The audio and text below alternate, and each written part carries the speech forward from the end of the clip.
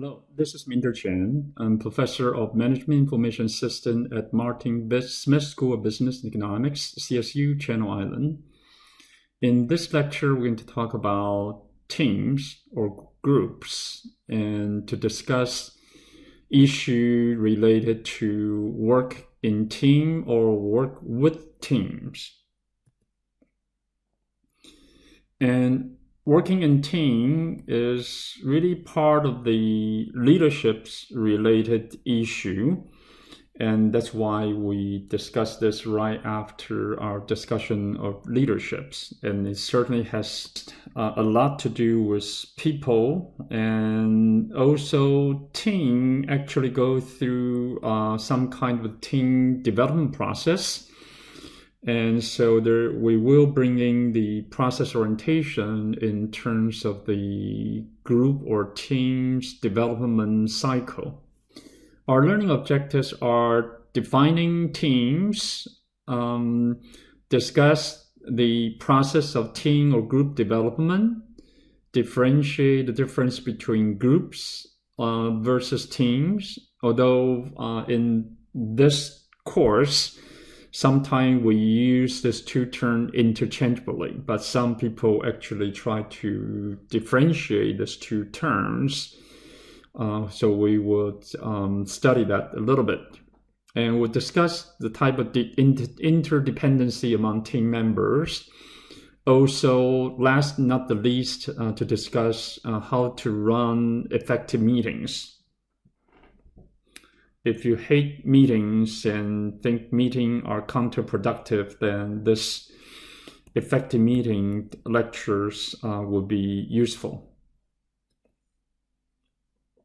Before we define teams, this diagram just shows that we are actually moving towards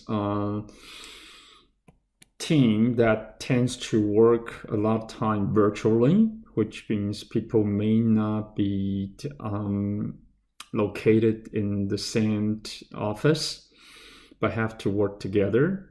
The reason that make it possible is because we do have more friendly and easily available collaboration technology, groupware, whatever you call it, that support teamwork.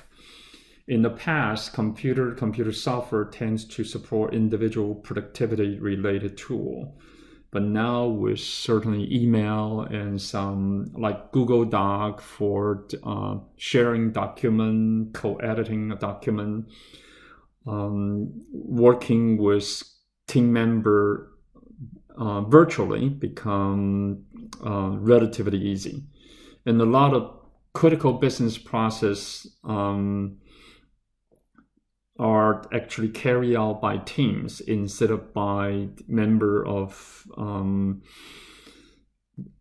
the department. And so team member may be across geographic, across multiple disciplines, from different departments. They may be on the road, they may be even outside your company, and you may be working with your customers and supplier, strategic partner as in a team. When people work together, we did mention collaboration technology. The traditional situation is people may work in a face-to-face meeting. They can still use computer to support their work, such as PowerPoint presentation, or sometimes use some voting tool in the face-to-face situation. And another situation is people will be working at a different place, but same time, which means it will be same time, but different place. This is where audio video conferencing will come to play. So for instance, Skype, or more recently Zoom, which become very popular, which I use quite a bit, is actually what we usually call this desktop conferencing tool, allowed us to engage in audio or video conferencing. a lot of messaging applications such as WhatsApp or WeChat, which is popular in China, can also be used for such purpose. And this is kind of unique, different time but the same place. Usually that's kind of what we call project rooms, which we share some physical resources, important sensitive document in the project rooms. Last not the least is kind of the most virtual situation. People work at different time, different place. Just like our online class, it's defined as asynchronous mode, which means that student can take certain unit of the coursework at their own time, and certainly there's a kind of time frame when you should finish a certain work or assignment. And then they're from different places, which I don't even know where some of you are located. And so it's a pure asynchronous mode, which is different time. Even for the exam, let's say it's 50 minutes long, I still give students a duration, let's say 6 hours or even more for them to finish, assuming they may have different work schedule. So this is certainly the most flexible one. But since you're not seeing each other's, there's how you build the trust, build that cohesiveness within the team can be challenged. This just show you just a few slides. This is video conferencing. This is actually desktop video conferencing become more affordable. Like Zoom, more recently than Skype, can all do this type of things. And by the way, Zoom, if you never really use it, I encourage you to try that out. I believe, at least through the school, I can use it for free, with almost like a professional account, which I can hold meeting. You can get a free account and hold meeting for up to 40 minutes for free. So give it a try. And this just show you some really advanced kind of fancy version of video conferencing that can be quite expensive, which means we have people sitting in another location in a similar setup of a half circular kind of a conference desk, and then the other side has similar setup. So when they look at each other, they feel that they are in the same room. And in this case, this increased the degree of presence. You can see each other, you can hear each other, although it's a virtual video conferencing, but there's really a high degree of presence. I will call it high degree of presence, which certainly make the meeting potentially more productive. Particularly when you are meeting with someone for the first time. If you cannot meet personally, this type of high degree of presence set up for video conferencing would be certainly nice. But once you're familiar with work with someone and have developed the trust in the relationship, then this high degree of presence may not be that important anymore. So this is really important, I believe, in the early stage of the team formation, to have some degree of presence in meetings and in working together. I'm using the definition for team from a book titled The Wisdom of Teams. It defined team as a small number of people with complementary skill who are committed to a common purpose, performance goal, and approach in terms of how to solve a problem, for which they hold themselves mutually accountable. First of all, in the definition, it did not say how many team member is considered small. I would say usually 7 or 8 is kind of a magic number. If you have a team which is probably more than 8 or 10, it's maybe considered too many. And complementary skill is very important because then this is why you need to have somebody on a team, because they have some skill they can contribute. A team, just like an organization, still need to have a purpose, a goal, and it's also very important because teams usually are formed to solve a problem, so they need to have some common approach, a systemic approach in solving problems. So problem solving or even decision making could be an important skill set that a team need to acquire. And here are some example of team or groups. Task force, we don't usually consider a committee as a team, but some people may consider that a group or team. Product development team, certainly usually we call it that. And we mentioned this so-called virtual team.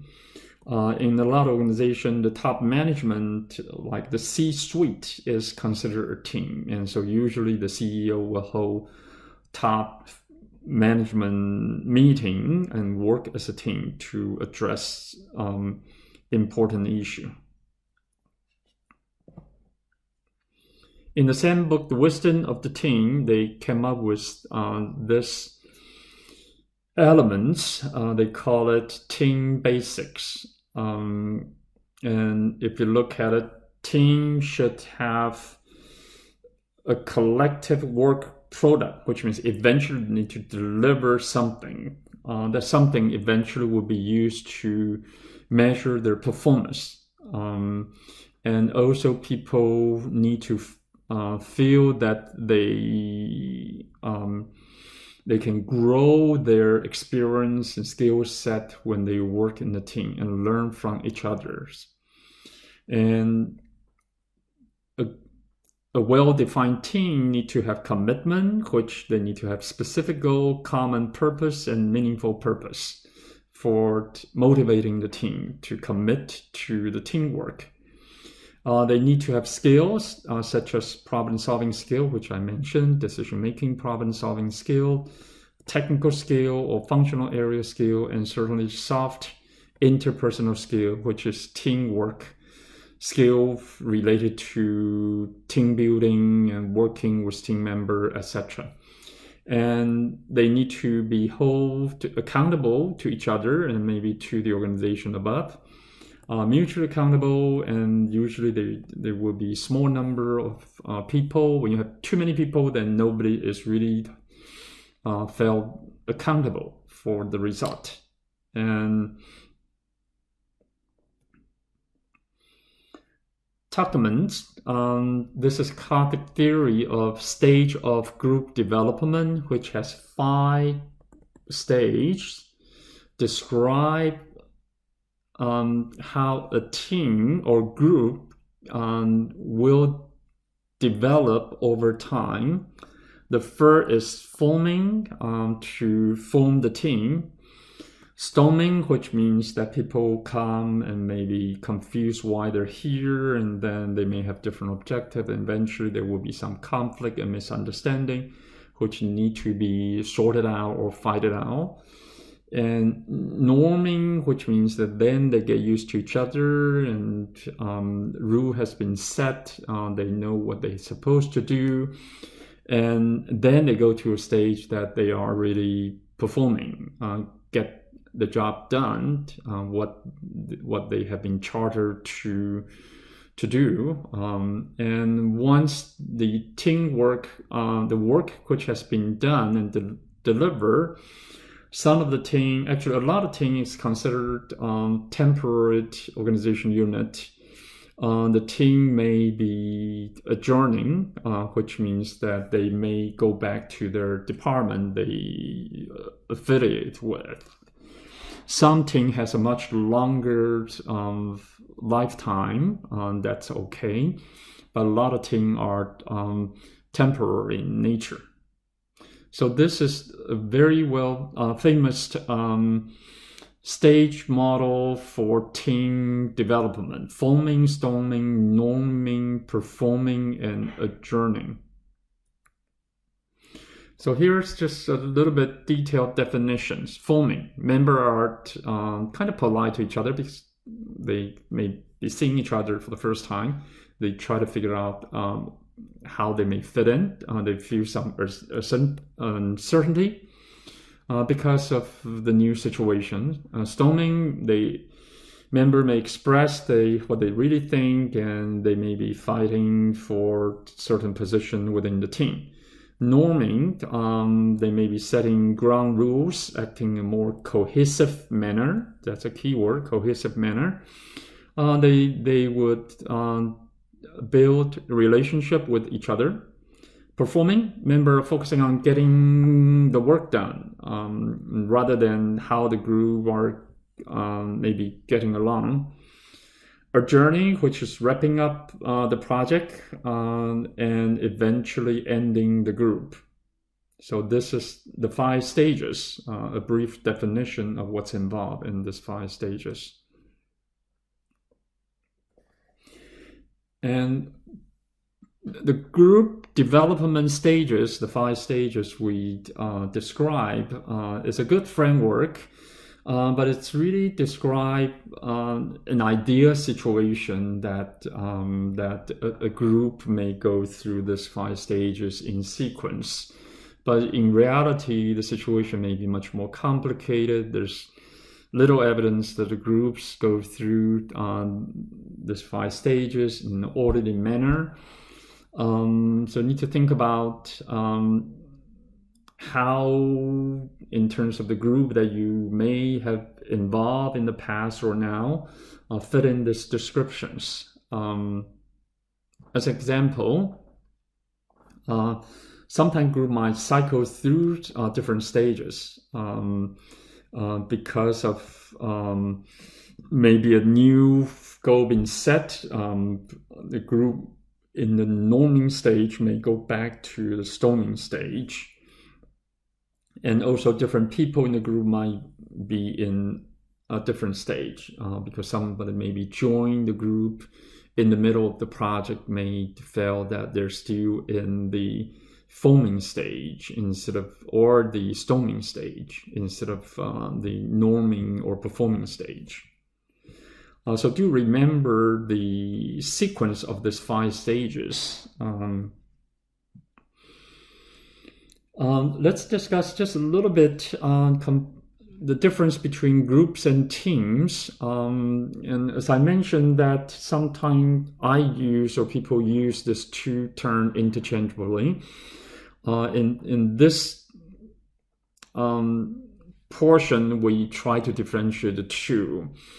A group is a collection of individuals who interact with each other such that one person's action have an impact on others. So this is a simple definitions.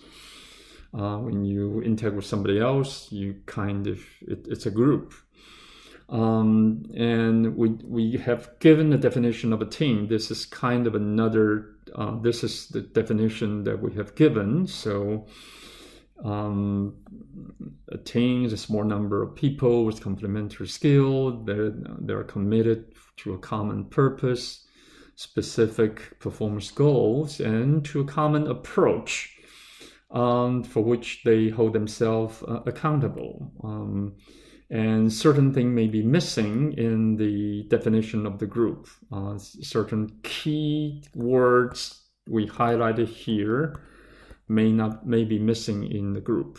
So based on this 2 brief definition, what do you think about your class project group? We don't have a class project, but you do have a lot of class projects in different courses. Do you think they are groups or teams? If you consider it's a group, then what may be missing to prevent it from being called teams?